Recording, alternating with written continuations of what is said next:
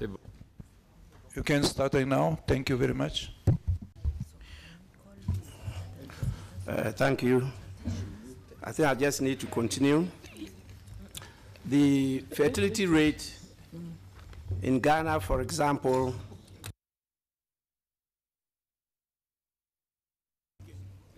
between 4 to 5%. The statistics have it that in some Muslim communities, the fertility is over 8%. And as I said, the statistics have also shown that within the next 50 years, it's still not our interpretation.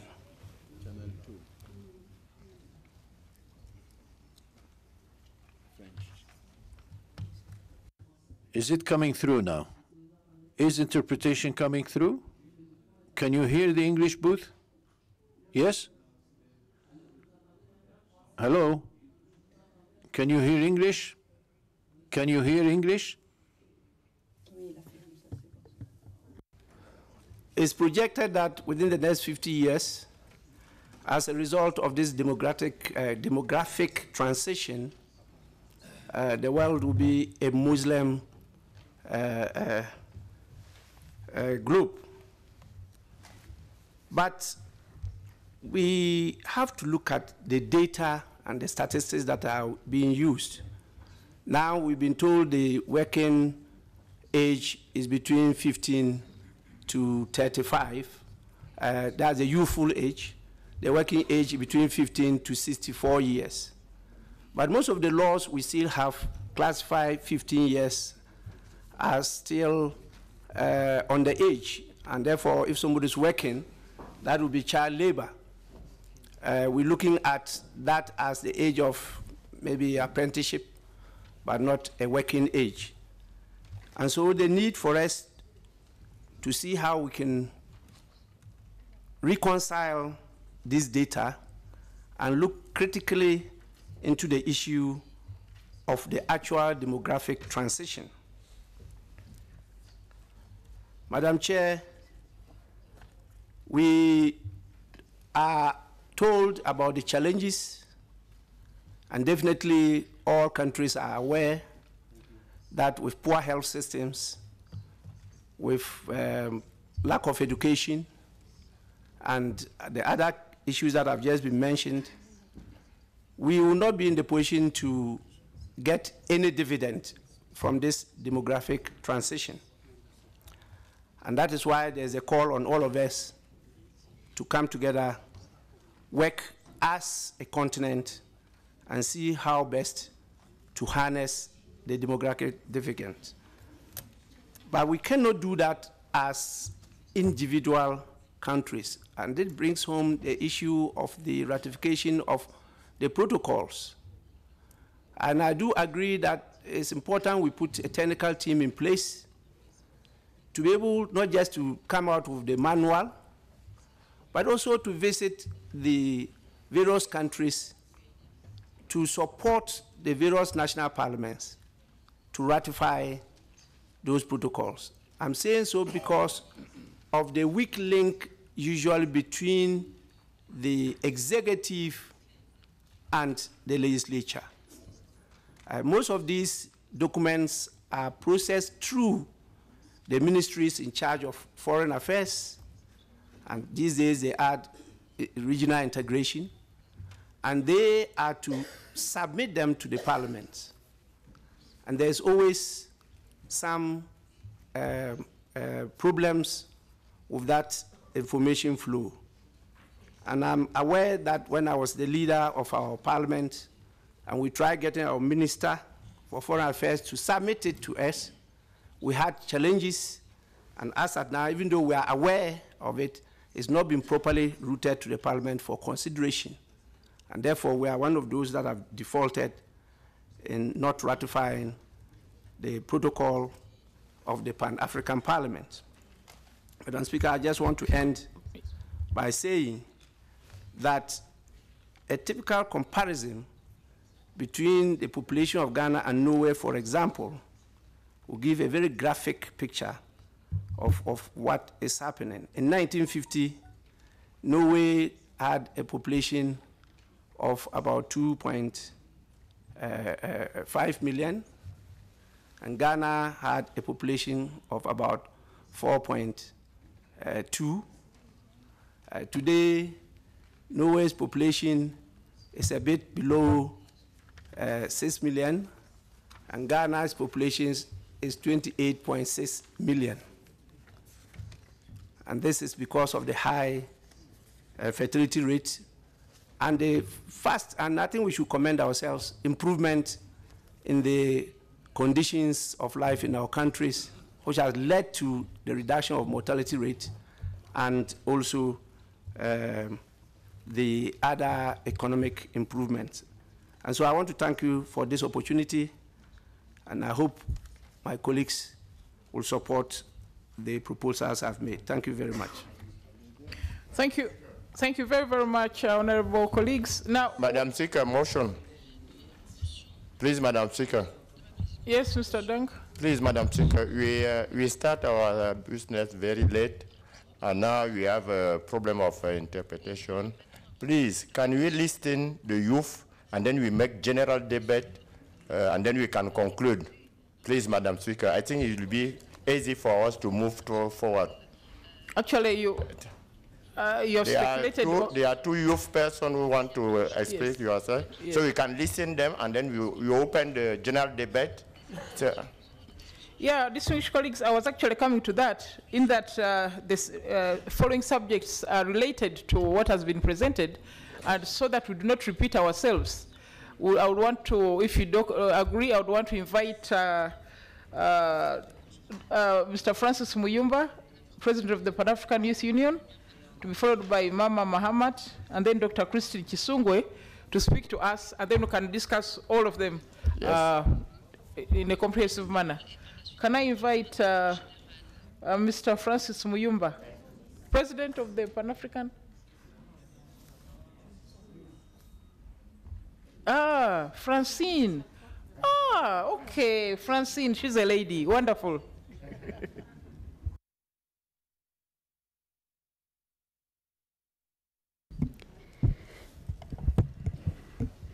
Merci beaucoup.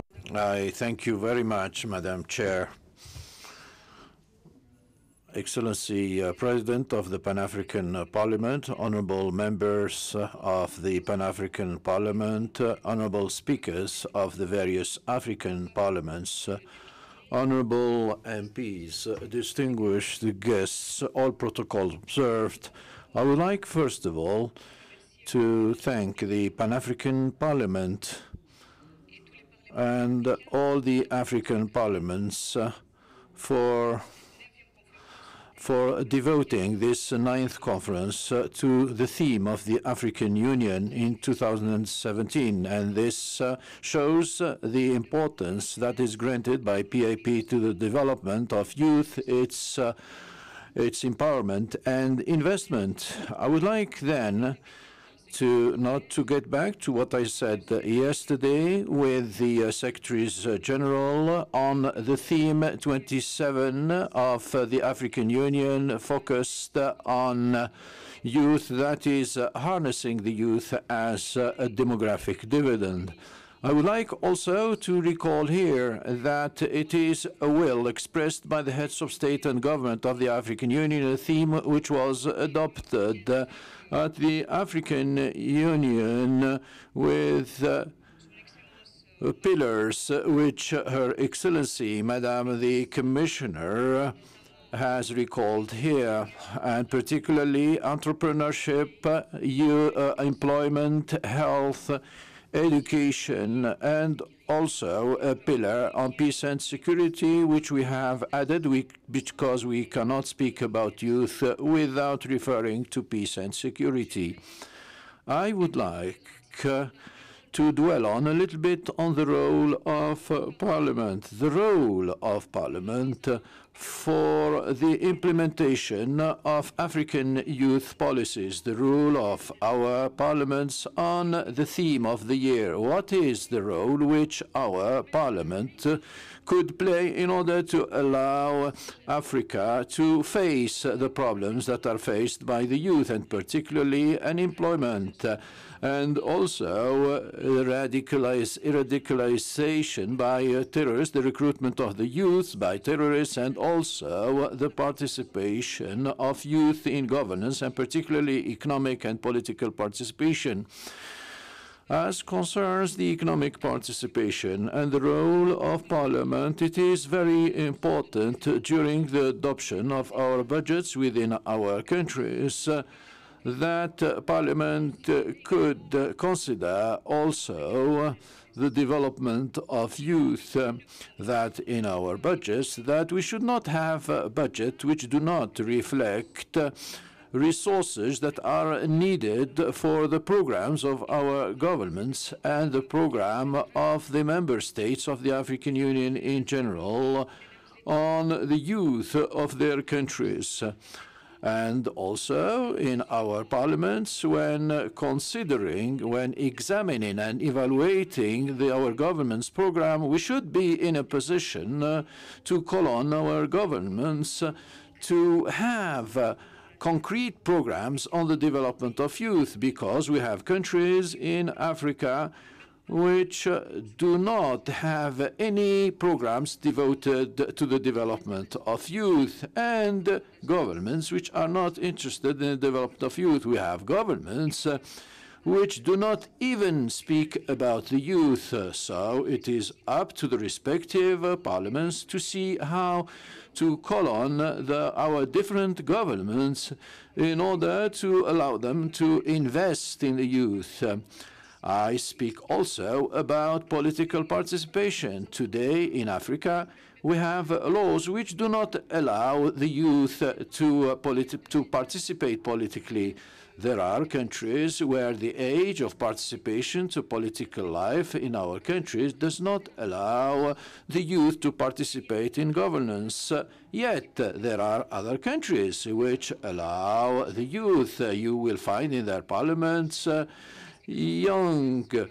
youngsters, because according to the African Charter on the youth is defined as 15 to 35 years, but we do not have any youngsters who are aged 15 years. But the age between 18 years and 35, we should have young MPs in the institutions of political decision. I can give you an example, Honorable President.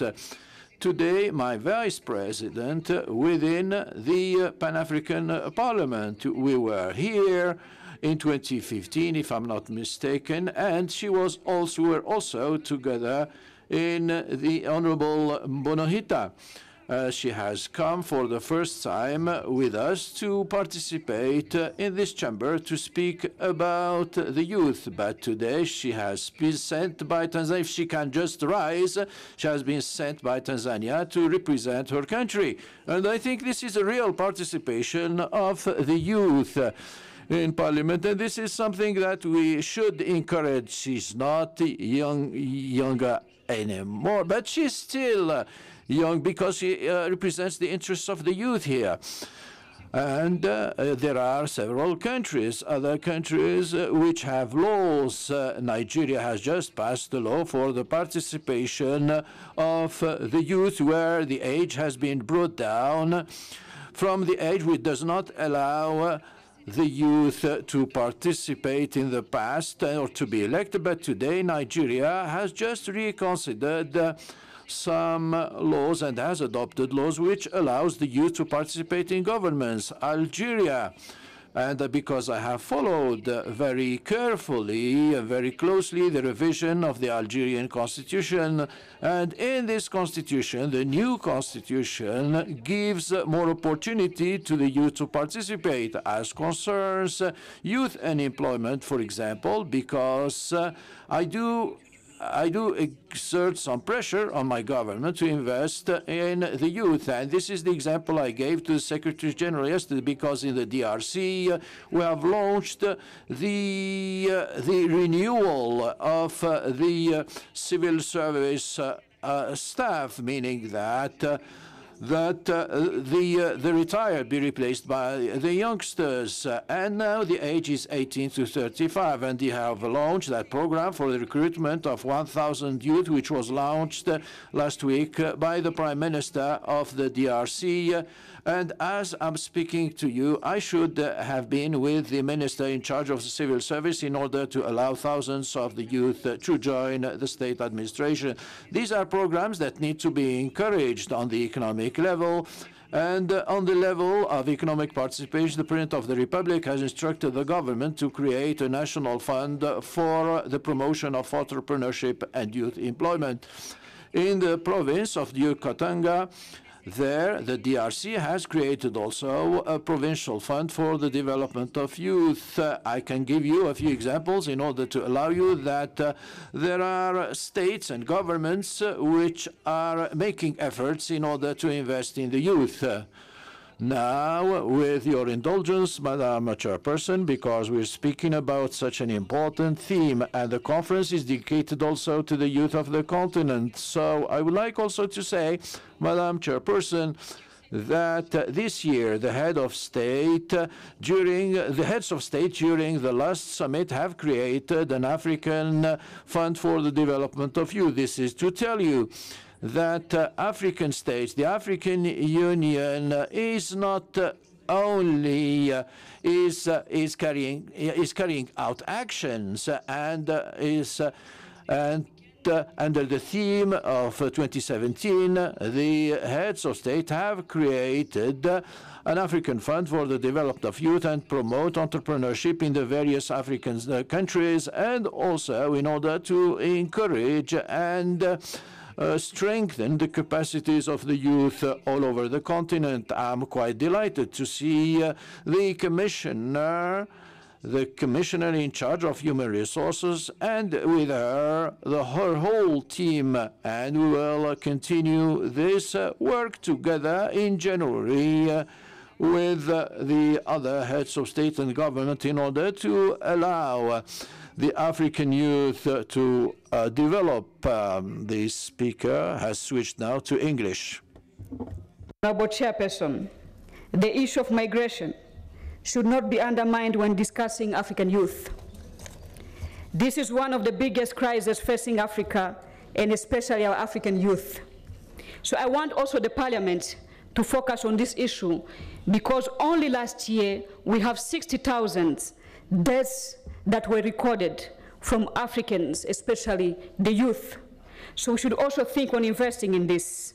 The issue of education, we have more than 130 million young girls, girls out of school in the world, and Africa only has 51 million girls out of school.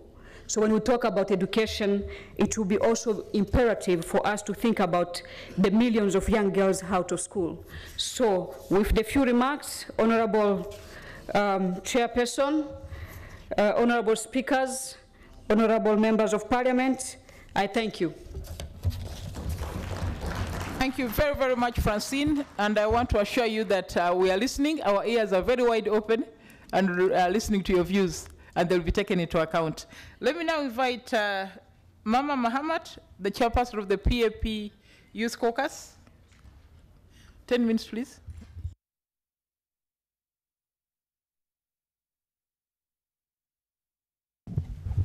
Merci, Madame la Présidente. Thank you, Madam Chairperson.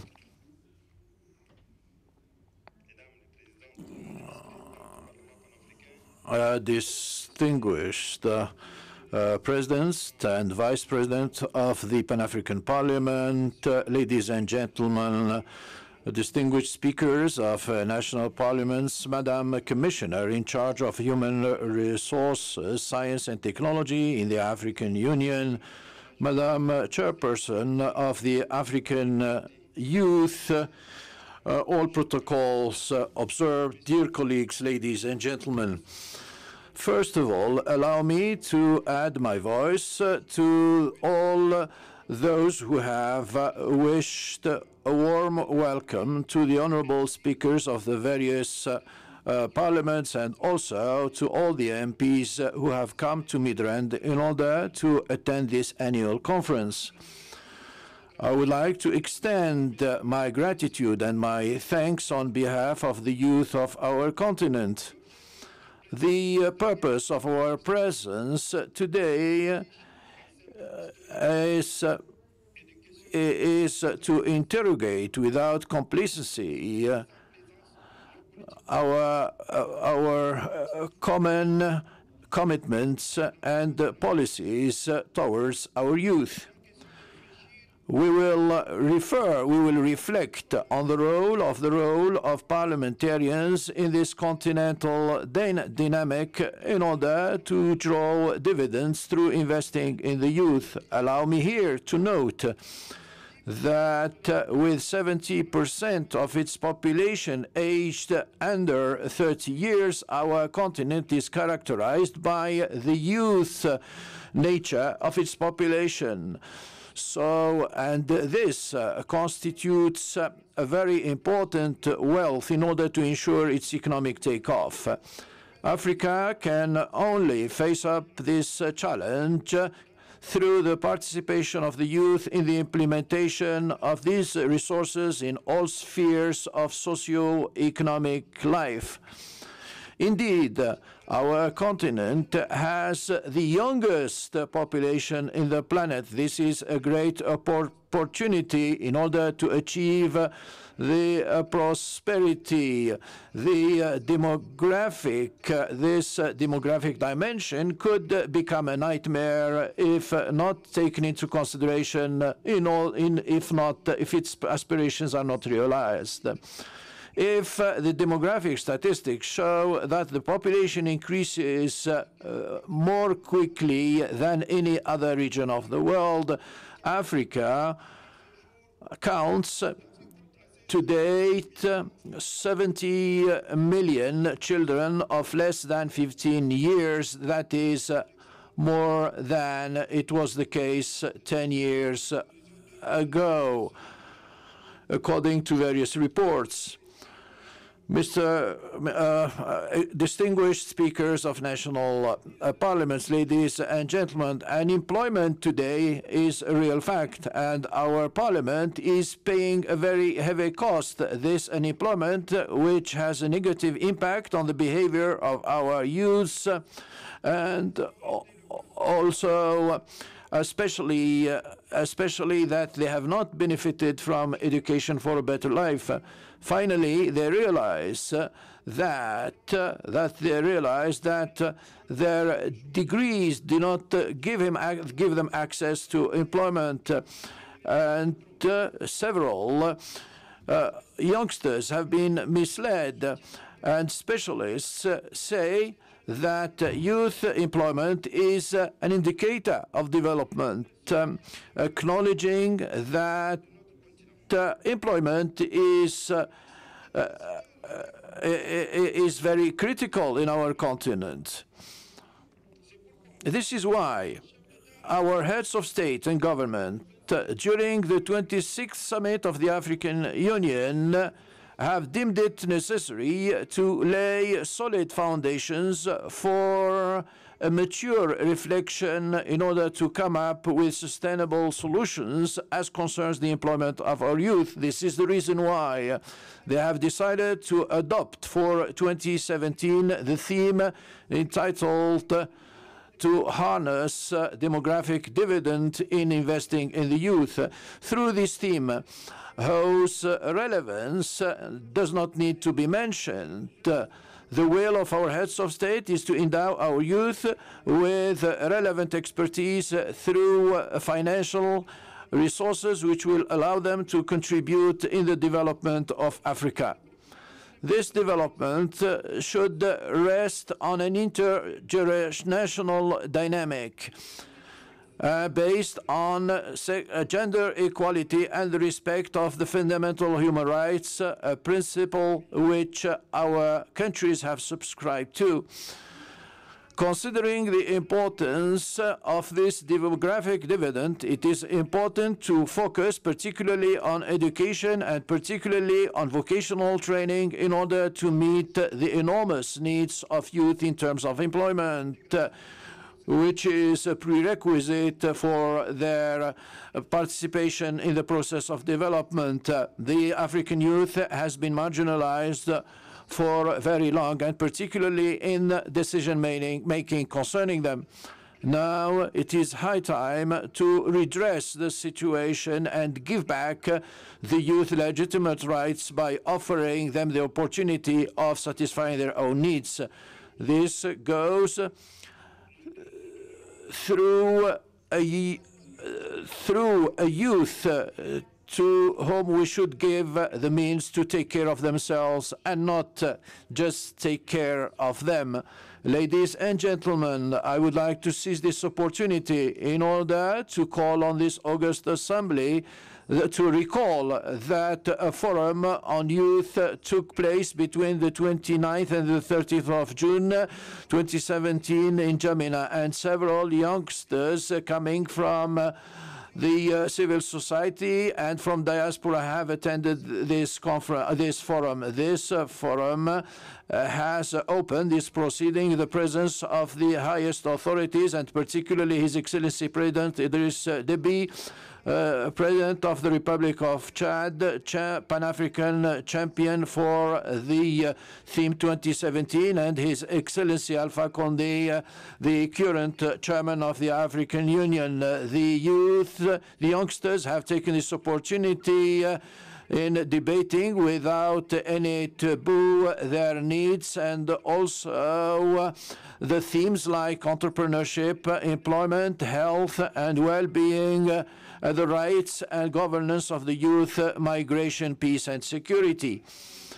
At the end of this forum, several recommendations have been adopted and submitted to our heads of state and government. I would like to recall that we have put within the PAP an organ which will be in charge of the youth through a motion dating back to the 15th of October 2012 and by resolution bar 3MES 09 E of the 18th of October 2012 in order to meet the following objectives. That is to reinforce the efforts aimed at making African youth responsible through their significant participation and equitable partnership in the conduct of the development program of Africa.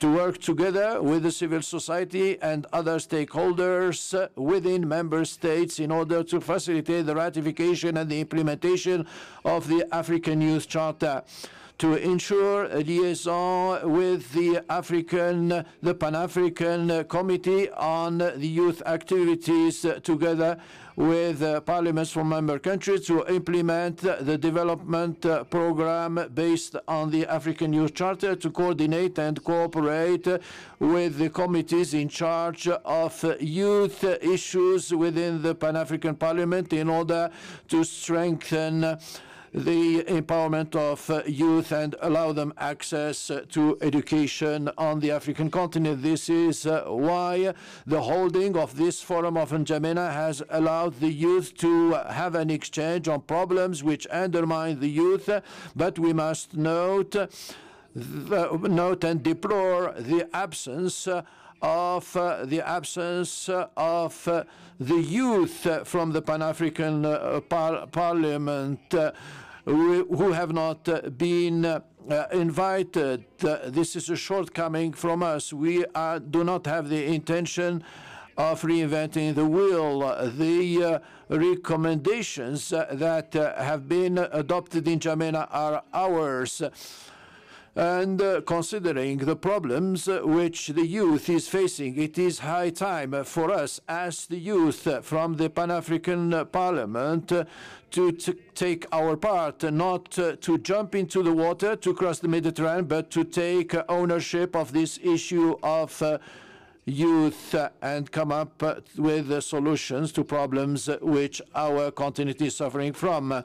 There are international and national conventions which exist in our countries. Unfortunately, the results are mitigated, and the youth believe less and less in this instrument. This is why we should reconsider our policies and actions to gather the youth.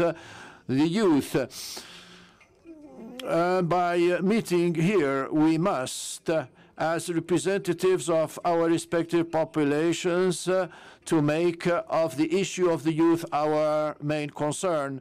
We should carry out a reflection in order to overcome the obstacles which prevent our states from ratifying the treaties of the African Union. Likewise, we should together reflect on the new strategies which will allow us as youth from the Pan-African Parliament to give a new dynamic in the implementation of the treaties and the political frameworks of the African Union, and particularly the empowerment of the youth. We are called upon, and we are before our responsibilities. We do not have the right of escaping that. Together, we should combine our efforts in order to create a synergy which is likely to allow us to draw up the new path which we should follow and the role that we should play in our respective countries in order to take advantage through investing in the youth. Finally, in order to face up the challenges and use the good opportunities as young parliamentarians, it is high time for us to write the best pages of our history by proposing future prospects. It is up to us to identify tracks in order to allow our youth to take care of itself, ensure its future, and assume its future. We should not miss the train of the future. It is high time for us as youngsters to take our fate in our hands.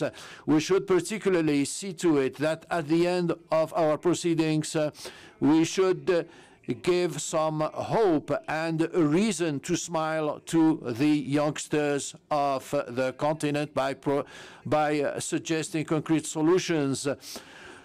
I hope that within each parliament, an organ should be set up, or a committee or a caucus on the issue of the youth. Excellencies, speakers of national parliaments, ladies and gentlemen, I would like, before concluding, to recall that all the youth of the continent are looking at us. We should not disappoint them. I wish full success to our proceedings, and thank you for your kind attention. Thank you. Thank you very, very much, Mama, for bringing the perspective of the young people. We should not just be speaking for you, but also understanding your needs and your desires. Let me now invite Dr. Chisungwe Buyeye to make a presentation, and then we can have a debate. Dr. Chisungwe.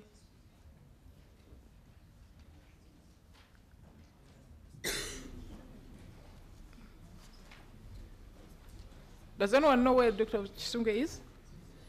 Oh, that's you. Okay.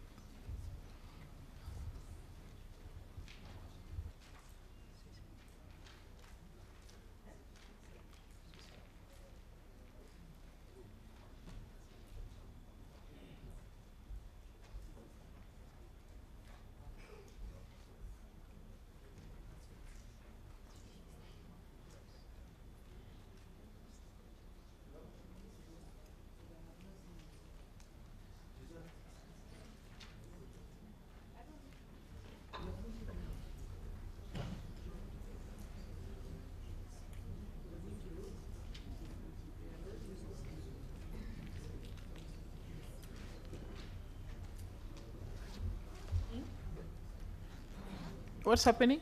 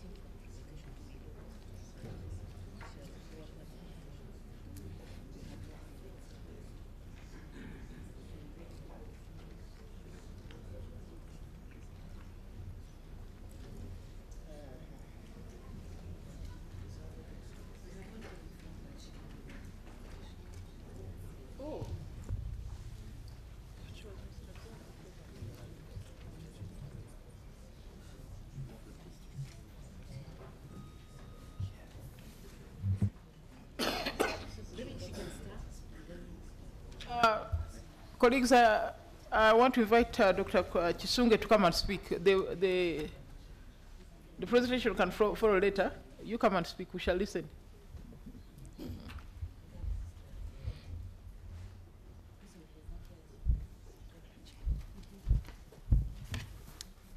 Good afternoon, Honorable President Nkoto Dang, Honorable Speakers, members of the Senate and members of the Parliament, and all ladies and gentlemen invited, and more specifically the youth members that are here today.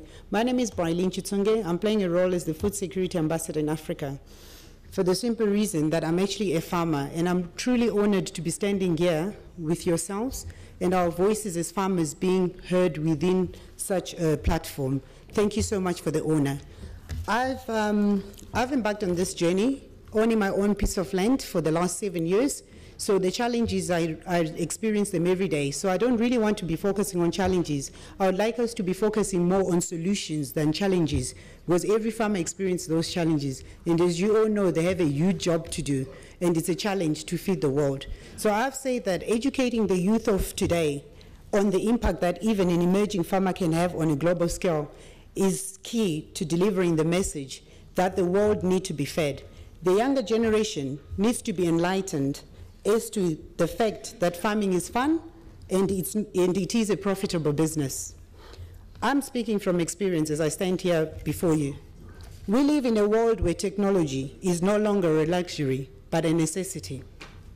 For many young people, the word farming conjures all sorts of misconception. They think farming is for an old person with a straw hat, a spade, maybe a donkey for company. We need to change that. And they think that it's all severe manual labor and in the middle of nowhere. More new age farmers are needed to explore and produce newer farming methods and exciting kinds of food in a very smart way.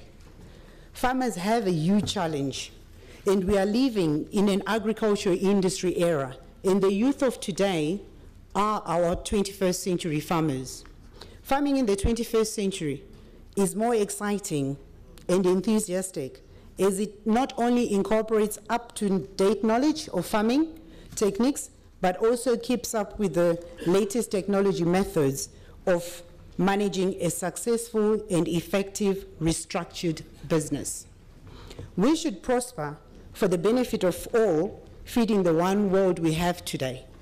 So it is very important that we invest today in the youth. And I'm happy to say, I think we've got about 15 youth members in the House today. And as the previous speakers have said, that it's very important that we start bringing also the youth into these platforms, because we're talking about Agenda 2020, 2035, 2050, 2065. They are the ones that are going to be affected, and more so the 5-year-olds, the school-going age. A lot of emphasis should be put on those, because at the end of the day, I've summed it up that we're only in this situation today because the past has not prepared us to be enterprising in agriculture. So why not invest in the 5-year-olds also, so that they can grow up knowing that there are all these challenges, such things as infrastructure, everything that comes with it. And the youth in particular, they play a very important role, because now they are leaving the aging population in the rural setting. So why not invest in them? Let's bring the nightclub to the rural areas. Let's stop the rural-urban migration drift. Let's create incentives for them and tell them that farming is fun. You're looking at me today. I'm a 21st century farmer, and for those who are coming to visit me tomorrow, you'll be able to see what I'm actually doing on my farm tomorrow. There are a lot of you coming tomorrow. Thank you. There are a lot of you coming tomorrow to visit so that you can actually experience it on a farm setting. Without our suit and ties, we're actually on the farm and farming, and it's very important that we've got to be food secure. There is no reason at all for Africa to suffer hunger. Absolutely no reason at all. And we're looking up to the big countries. Nigeria, for example, which I've visited, we said you're a powerhouse. You should take the lead and the rest should follow. But what I've experienced when I've gone around on the continent is issues of infrastructure. So we're calling up to our leaders to improve all those things, because at the end of the day, it's got to be a sustainable value chain. The driver who's going to take the produce to the market is equally important. So all these things need to be addressed. That is got to be a nutritional feed, and we need to feed our one world, and everyone has to benefit from it. But I also said, fine, if you have no business doing farming, you don't have to. But why don't you grow enough food behind your house, feed yourself and your family? Perhaps that's where we should start. Everyone should just embark on growing food to feed themselves, their household. And then those who want to make it a business, they can come and join us, and then we can make a business out of it. Maybe that should be the start, so that we can start addressing issues of hunger on the continent. We have to, and the time is now. Yes, it's all well and good to say 2035, 2050, 2065. What about tonight? Is Africa going to bed with food tonight? No. What about tomorrow? So why are we now in 2035? Issues of food security, the time is now. And we can all help each other. I've been around the continent, I've been on the globe, I've shared platforms with world leaders, decision makers, and everyone. I've hosted them on my farm as well. They've come in their personal capacity, and as heads of state, and as everyone, but the message has been the same, to say the world needs to be fed. And I invite you to say, come to South Africa. We have technologies, we have processing plants, we've got manufacturing plants that are already in existence. So it's only proper for us to say, if you come over, then we can come, bring your farmers to us, let's help them, let's all work together. They have already said experience and sharing information and knowledge and experiences is very, very important, because if you don't know any better, it's very difficult to then say, to get anyone. It's almost like a show and tell, that come and see, and then we can replicate it. But I call on you. I'm going to need a lot of support from all of you, and as you go back to your respective countries, in your individual capacity, in your collective capacity, please, let's now start addressing that. We don't want to be talking about challenges and problems. We know them. We are farmers. Please, let's talk about solutions. Please, don't craft your legislation and your policies with the exclusion of the farmer. Get the farmer involved, respect the farmer, respect food, then you have respect for life. And the youth, I'm looking up to you, that we're going to go on this journey together all the way, and we're going to take over this parliament. Thank you very much. Thank you very, very much, Dr. Kisungwe, for reminding ourselves that agriculture is an integral part of Africa, and that it is really refreshing to have a young farmer present before this assembly. So, distinguished colleagues, we now go to the debate, and we shall not give 3 minutes each, because we need to close by 2, so that we are able to have our lunch. Let me invite Mr. Abdelaziz Omari of Morocco. You have 3 minutes, to be followed by Mr. Niterete Martin of Burundi.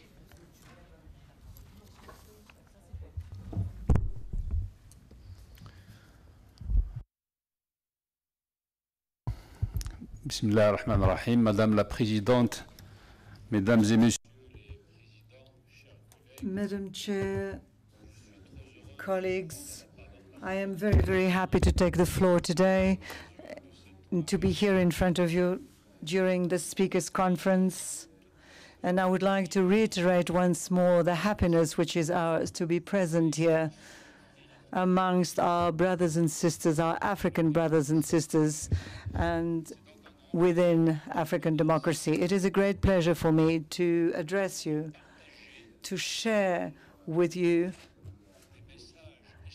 the essential messages concerning this strategic theme for the African continent. Our continent is a young continent. It is young because the future is promised to it, and also because its inhabitants are also young.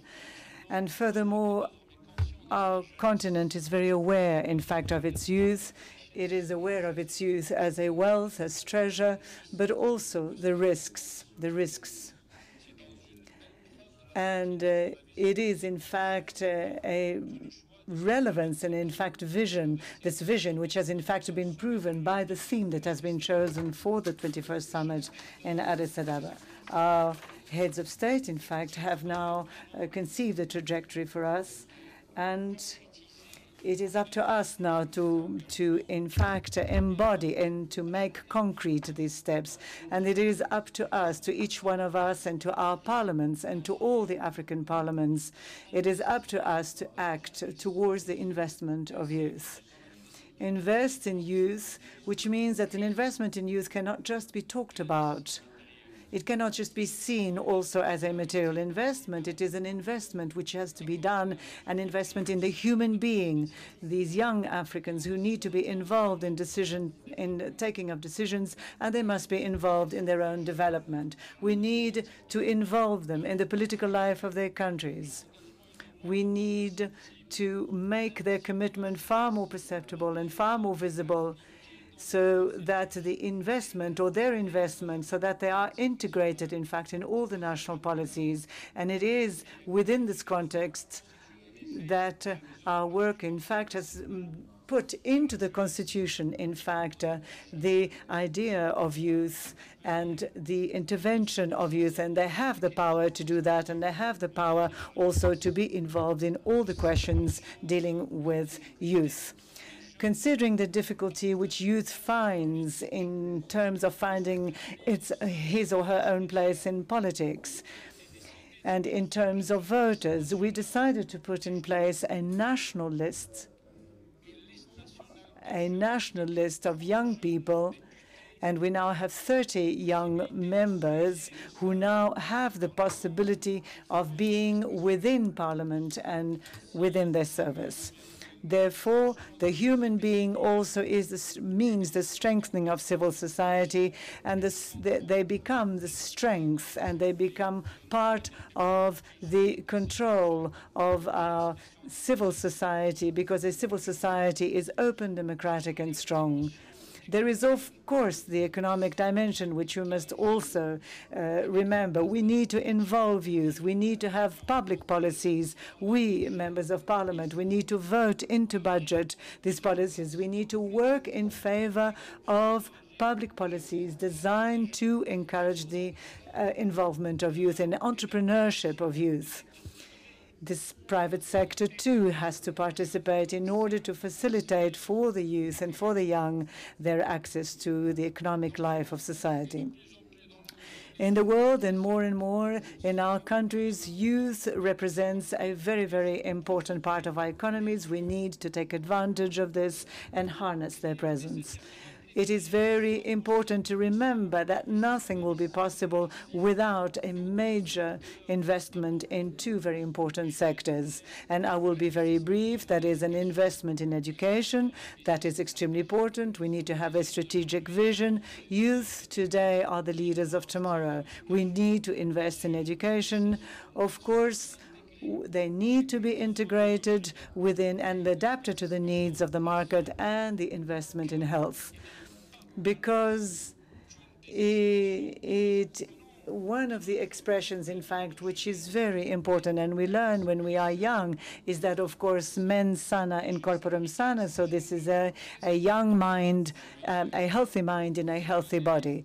And I will finish by remembering a very important personality. We are in South Africa, so we need to remember what was done by President Nelson Mandela, and we need to remember what he did with the youth of South Africa. And also, well, it was said by the by the king in Abidjan is that Africa needs to, in fact, have faith in Africa. Africa needs to trust Africa so that we can very quickly go forward and towards the long road to prosperity. Thank you very much. Let me now invite Ms. Honorable Martin from Burundi to be followed by the Speaker of Madagascar. Merci, Madame la Présidente. Thank you very much, Madam Chair. I too would like to join my small voice, in fact, to all that has been expressed here in terms of youth and in terms of the challenges faced by youth and what the prospects are. Madam Chair, I would like to start by expressing the thanks of Burundi in terms of good actions, all the good actions that have been, in fact, concretized by the leaders and by African countries in favor of the Burundian people since the years of crisis and up to now. Madam Chair, youth and the young represent our future. The young leaders of tomorrow. We need, therefore, to invest in them. We need to be good role models for them so that they become everywhere in the world responsible citizens, citizens who are extremely responsible, who can live in harmony and peace. The young are capable of becoming very important agents of economic change if the right investments are made in order to free them and also to be able to harness their potential, since the young becomes, or they certainly represent for me, a change for the future and a better society. It is, in fact, through their own empowerment of this youth that the whole world will be able to, in fact, reap the benefit and harness the dividend. Madam Chair, you see here in Africa, we have clandestine immigration, we have youngs, the youth was affiliated to terrorism, we have lots of unemployment. So there is a paradox, Madam Chair, where in terms of Africa, we have 37% of the population, which is a young population. But the paradox is that 60% of these young are in fact unemployed. So you will see that with me, this is a paradox. This is a contradiction in terms. Africa needs to evolve, and unfortunately the rhythm is still too slow, and we in fact are not exploiting enough what is there for us to harness. I think that where Africans are concerned, and I'm sorry I could not hear the end of the sentence. We call Committee Room 2 at 1300 hours. To review the draft report from their meeting of yesterday. Let me now invite Honorable Abdallah of Egypt, and then to be followed by the Speaker of, Speaker of Madagascar, and then Madagascar. Merci, Madame la Présidente. Thank you, Madam Chair, for giving me the floor. And I would like to, in fact, reiterate much of what has been said, and also congratulations to the members of the Bureau. I am here in the name of our Parliament, and I speak in the name of its members. It is the first time that I actually speak here during the Conference of the Speakers of African Parliaments. So therefore, allow me, please, as the Speaker of the Madagascar Parliament, I would like to really send you the most brotherly salutations, and I would like to thank you very much for having insisted on my presence here. Mr. President of the Pan-African Parliament, you have in fact come several times to Madagascar, you've come to Tenerife, and it is what has in fact encouraged our Parliament to consolidate our relationship with the fathers of our continent. This is an occasion also to greet my colleagues, speakers, and also to greet all the members of all the different delegations here, Mr. President, and also the speakers of all the other parliaments, ladies and gentlemen. And the theme of this conference is very important, and it is also about the roadmap which was adopted by the heads of state, and that is to harness the demographic dividend through investment in youth. Allow me, please, to share with you some of my thoughts. But in effect, I was involved as a magistrate and as a lawyer in my country, and I have taught law. I continue to teach law, in fact, in the measure, of course, of my availability. But this is to say to you with humility that I have contributed to the investment in youth through education. Many people today, in fact, many of those who are young, in fact, come back and work for the state and come back and work in different institutions. African states have chosen this theme of harnessing the demographic dividend through investment in youth. And of course, this consideration cannot stop at the end of 2017, even if we've adopted a theme in 2018. Of course, we have now planted the seed, and we will not have wasted our time. Allow me also to share with you some of the aspects on these of the harnessing of the dividend, because in fact we have already started doing this. It seems to me. Microphone, please. Microphone. This notion is considered a different.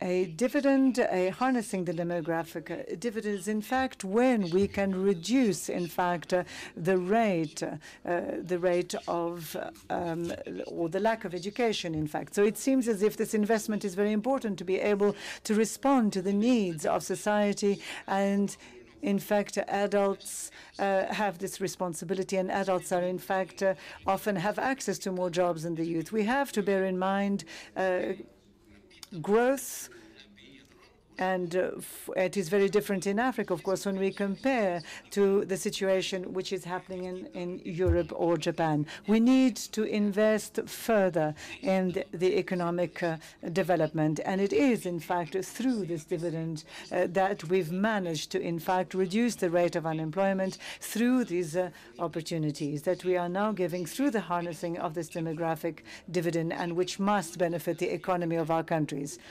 It is often, unfortunately, the rate in Africa continues to be very high, the rate of unemployment, and it seems that we have to address this in our very own particular way.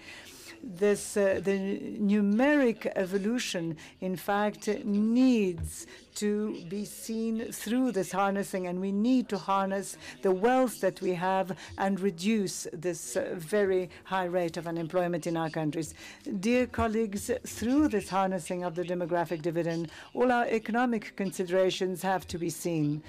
This is not the same as in Europe or as in Japan. We have a very different context.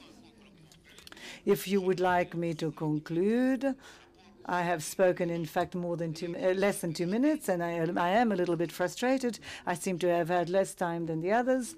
But according to the President of the Republic of Madagascar, who has, in fact, said, and I quote, "We and our men, women, children and youth need to have access to education, to basic health rights, to security, to justice." We have a very young population, which is in fact committed through education and through training and to employment and through the creation of employment. It is our responsibility. It is to, in fact, be able to create the right conditions. This is what I would like to share with you. And as has been said earlier, by the President of the African Union is that the committees, whether they be permanent committees or whether they be permanent committees, whether it is in our parliaments or here, it is, microphone please. Speaker, the Honorable Abdullahi of Egypt. 3 minutes, please. شكرا سيادة الرئيسة. Thank you very much, Madam Chair. Thank you, Madam Chair. First of all, I would like to thank the Pan-African Parliament for the excellent organization of the conference today and for having chosen this theme for the conference, which is the harnessing of the demographic dividend through investment in youth, which is extremely important for our African continent. Ladies and gentlemen, the Egyptian president has started since the beginning of the year, in fact, since 2016, which was the year of Egyptian youth, started by organizing a conference during which participated young from all the different Egyptian provinces, and we heard all their points of view and their suggestions. Egypt goes forward towards the empowerment of youth, and the Egyptian parliament, where I am in fact a member and I am very proud, we have now 30% of the members are young people. There is also a presidential program for youth, which in fact trains the young people between 20 and 30 years of age in all kinds of skills in administration, in leadership, so that we have a new generation of youth who are in fact equipped and promising. These young people have in fact already organized 4 presidential conferences, and more than 3,000 young people participated in each one of these conferences. This is a direct link between, in fact, the political direction, the government, and its youth. And this has had an enormous effect. Ladies and gentlemen, the Egyptian president, Abdel Sisi, has in fact made a call to all young people to participate in an international conference in Egypt, which is called the International Youth Forum, which is foreseen to take place in Sharm el-Sheikh in November 2017, to in fact transmit a message to the whole world, a message of peace, love, and development from Egypt, which is the country of peace. This is why I would like to invite you all to please invite all the young people of your countries, all the young people of the African continent, of this continent, to participate in this forum, and they could in fact already register on the site. We do expect you, Egypt, country of civilization and peace. Thank you very much. Thank you very much, Honorable Abdullahi. Let me now invite Speaker Osman from Somalia. You have 3 minutes.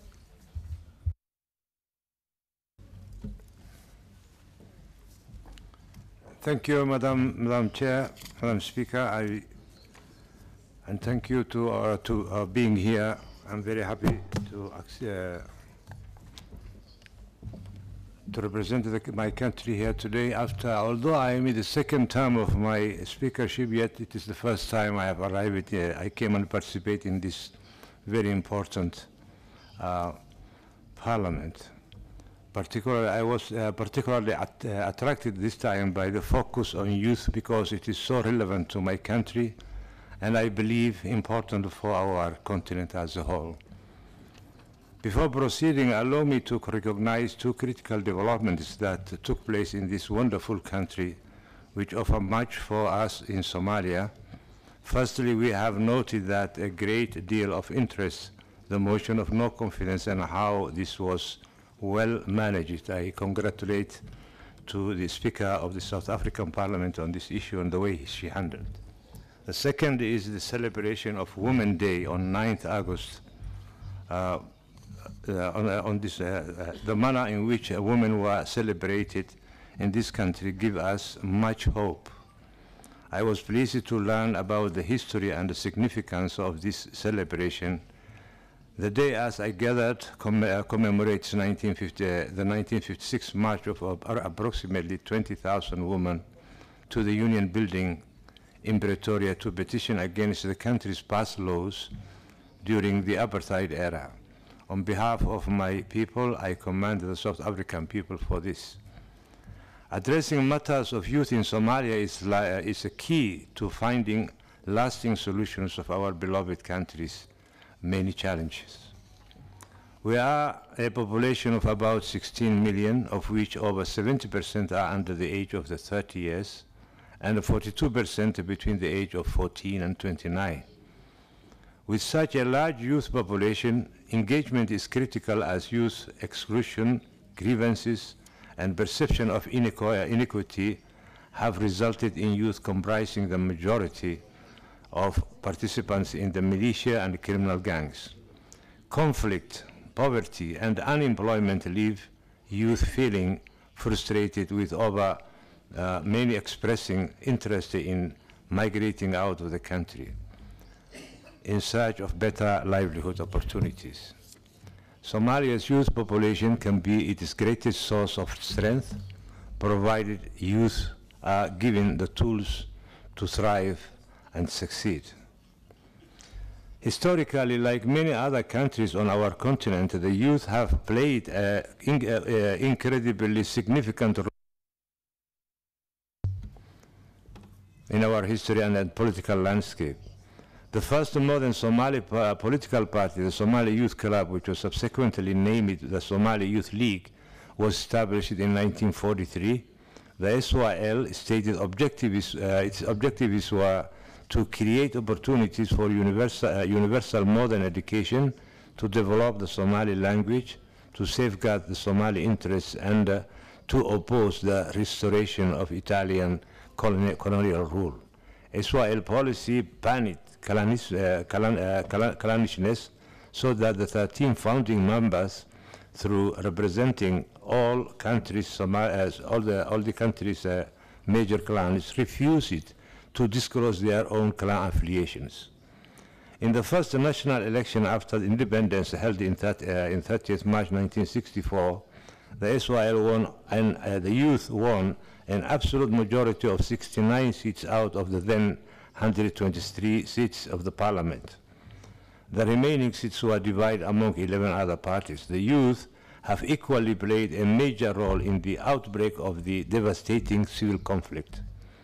This critical role by the youth has continued and will remain so for the foreseeable future. Please try to wind up, Mr. Speaker. Yeah. We are of the view that the key to unlocking the challenges before us is to deliberate programs of engagement. The proposal I am pursuing for the implementation in my country is to do this three ways. First, the establishment of youth brigades and deploy them in our various regions. Secondly, making our youth part of the conciliation and peace process. And thirdly, building their leadership capacity. I presented this to you today so that I could hear from hear the wisdom and draw from the experiences of this august body of African leaders. The key objective, Madam Speaker, the key objective in devising the various programs involving our young must be to build and hand over leadership.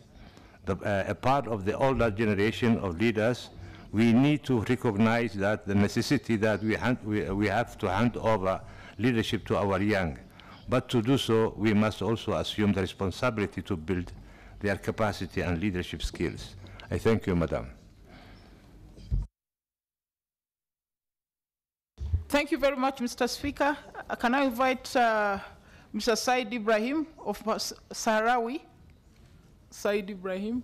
Yes. Yeah. Shukran, Sayyid al-Rais.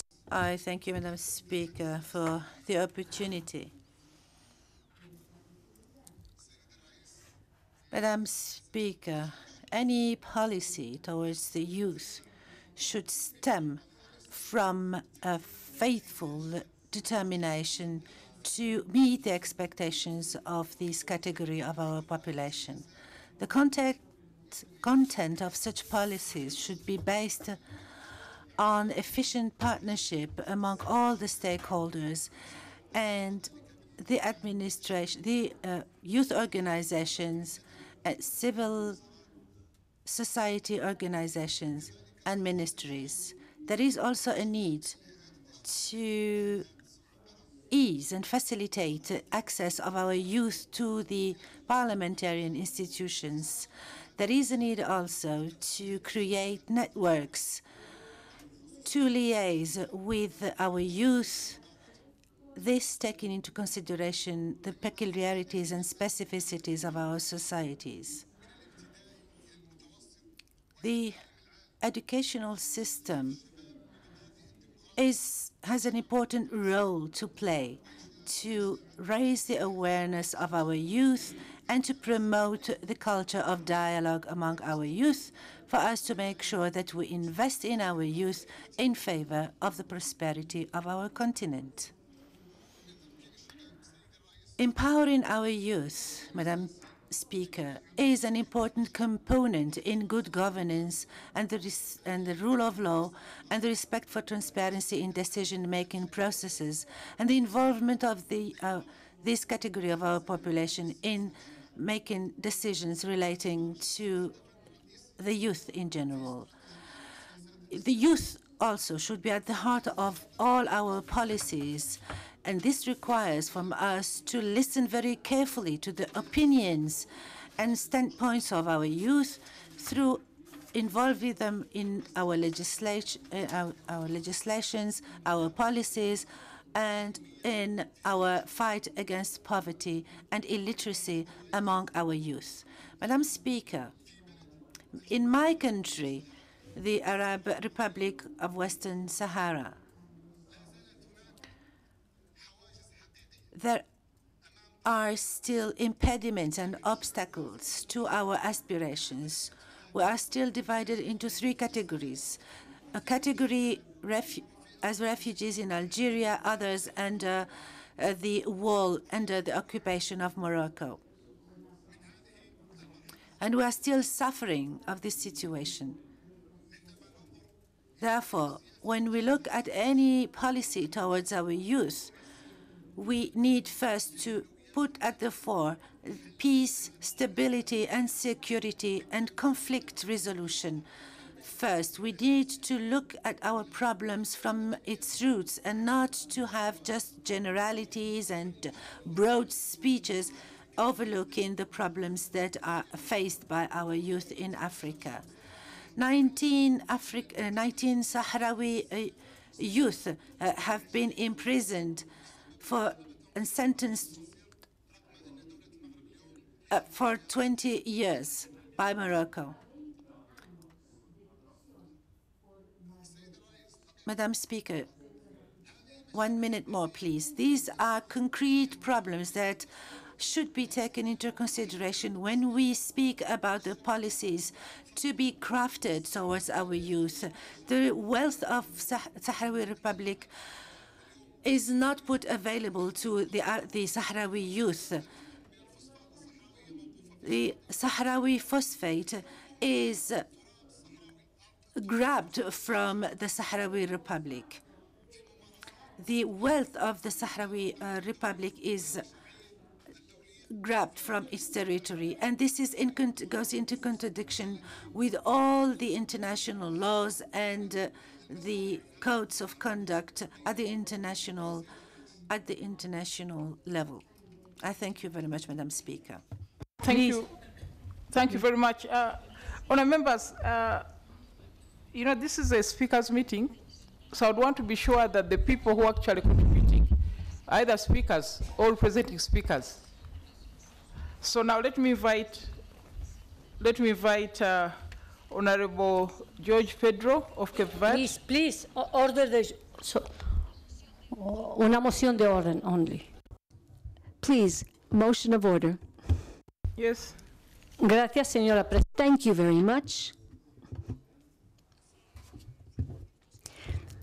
I was away for last 5 minutes, and I wish to state that the delegation of Morocco has no right to speak. They are not a member of the Pan-African Parliament. They have still not ratified the protocol of the Parliament.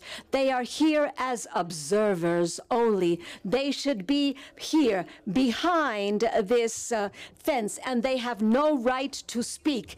All of us know this, and I wish to state that this should never happen again.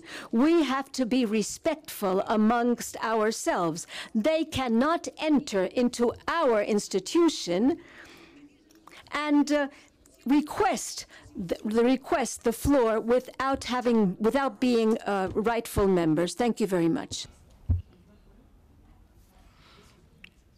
Well, if they are observers, then they cannot speak here unless the conference authorizes. But also, I want to know the members who are speaking. I want to know whether they are speakers, because I thought I came for a speakers meeting, but it seems it's mixed up. Now I want to know, Honorable George Pedro, are you? What is the Cape Verde? You're the speaker. Are you? Deputy Speaker. Okay. Prescindo. Okay. 3 minutes. 3 minutes. Mr. Pedro. Prescindo por agora. Prescindo por agora. I will not, that's fine, I will cede my place. I will not intervene now.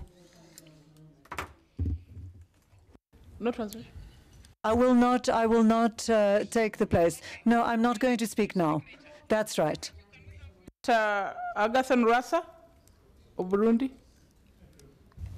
Merci. I thank you for giving me the floor. As the theme states, the demographic dividend is an important one.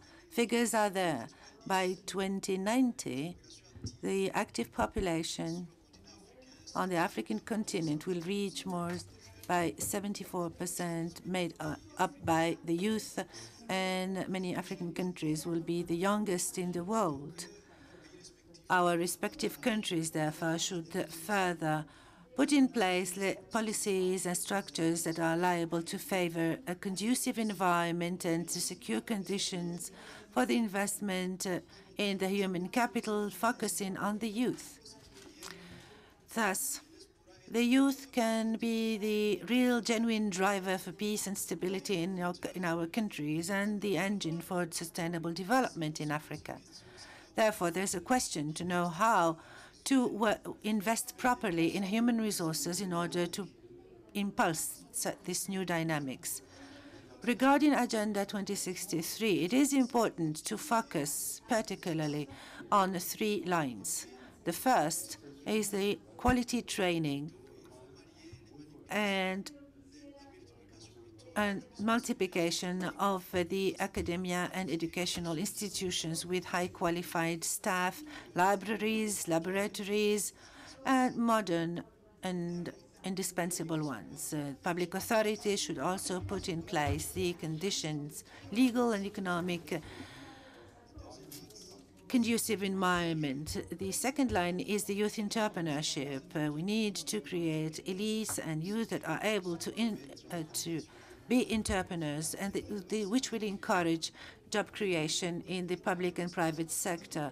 This will lead to positive impact, including access to income and also to remedy unemployment. The third line would be the socio-political framing of the youth.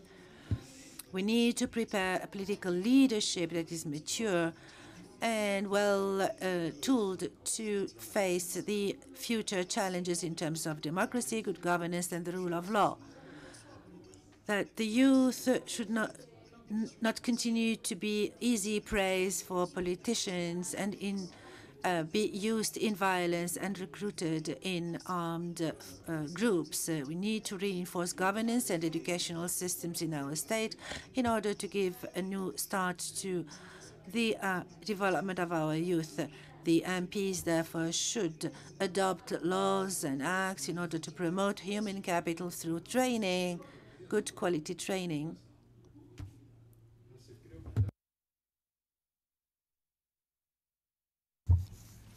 And entrepreneurship. Ratify the treaties and other legal texts of the African Union, and to make sure that Agenda 2063 and the Roadmap 2017 be streamlined and mainstreamed into national legislation, and take into consideration the investment in human capital, and to have the appropriate budgets, and also to encourage the youth to involved in the development of competences. I would like to invite the African Union to take into consideration the Swahili language, because I think it's not used in this House. Thank you. Thank you very much, Honorable Rasa. Can I invite Honorable Sidibe of Mali? If you are delegated by your speaker.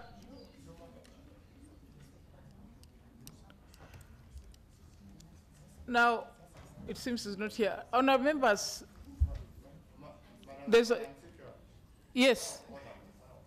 Point of order? Yes. One of clarification. Okay. Okay, Mr. Ndo. Madame la Présidente. Madam Speaker, the title of the conference is the Conference of Speakers of Assembly and Senates of Africa. It's not governed by a text. If an African country if a member state of the African Union is not attending, it's not an activity of PAP. We are inviting you to exchange views. I think there is some kind of misunderstanding here. We need to be clear and say that Moroccans have come here to the session of the Pan-African Parliament, and they were here as observers, because they are still ratifying the Constitutive Act of the African Union. They cannot take the floor, therefore. But today, we do not have any text that would bar this country from taking the floor. Let's be as clear as possible. This is a conference of speakers of senates and parliaments of the African continent. Thank you, Madam Speaker.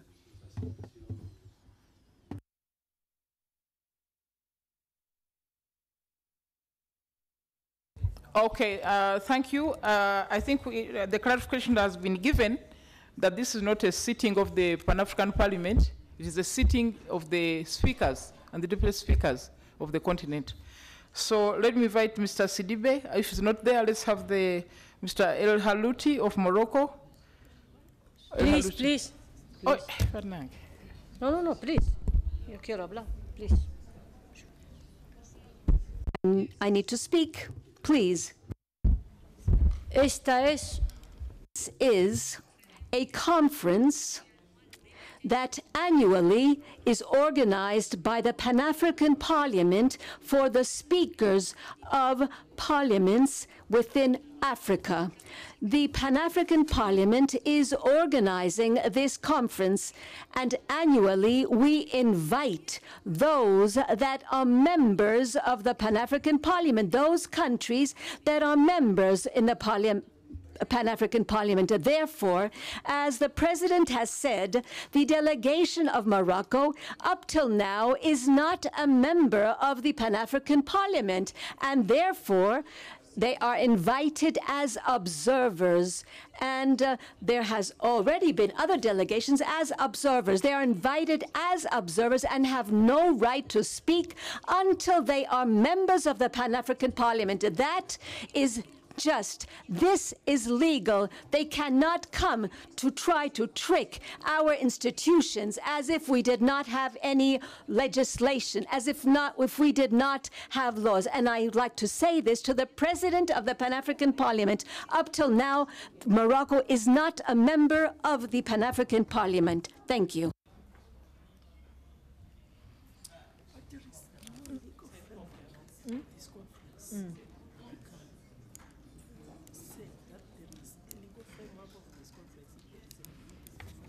Now, yes.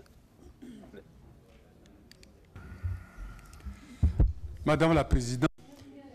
Madam Speaker, I'm really disappointed by the atmosphere of this Conference of Speakers of Parliament. If within the Bureau of the Pan-African Parliament they have not been able to find a solution, it is not now that they will do so. They have invited the Moroccan Parliament, haven't they? What is happening now? It is not now that we will prevent a speaker of the National Parliament of Morocco to take the floor. He has been invited. He can take the floor, therefore. I don't understand how within the same bureau we can have so divergent points of views. We are not here we are professionals, we are parliamentarians. So what is happening here? Whether you invite us and we take the floor or not, what do you want exactly? Let's stop, please. Whether it is the Conference of the Speakers or it's the Conference of the Bureau of the Pan-African Parliament. Doumbouya, you wanted to say something? Yes, Madam, I think the conventional rule is that in assemblies of this nature, if you are invited as an observer, you should not speak. That is the rule, conventionally. You should not speak. As an observer, you should not. That is the rule, conventionally. Okay, honourable members, unfortunately, I was also invited here, so I don't know the nomenclature for all the guests, but I think we shall need to address it so that all of us are satisfied about how we are moving. In that case, I think let me use the remaining few minutes to say a few things so that we can... Madam Chair, je voudrais... Madam Speaker, let me take the floor anew to reassure the Speaker of the Assembly of Chad that this atmosphere that was not desired has happened. We've always invited our colleagues that the decisions of the Conference of the Assembly of Heads of State, we do abide by them. Morocco is a member of the African Union. Let's not create any useless precedents. We said that Morocco is a member in the Francophonie organization, and the Pan-African Parliament has an MOU with the Francophonie, and we do meet together. I would like to crave the indulgence of my sister. It's not a problem of the Pan-African Parliament Bureau. It's a problem of person. We do experience this on a daily basis. So please, it is. I do not want that this conference be caught in a quagmire. The person who is invited should take the floor. The rest of the problem will be settled within the Bureau. As it was said by the Speaker of the Assembly of Chad, it won't be very diplomatic to invite someone and then to bar them from taking the floor. So please, sister, can you calm down and let the Moroccan delegation take part in the debate? Thank you. Now, I do hope... Okay, at the back there. شكرا سيدة الرئيسة. Thank you, Madam Speaker. Yes. شكرا سيدة الرئيسة. في الحقيقة. Thank you. Shall I speak, Madam Speaker?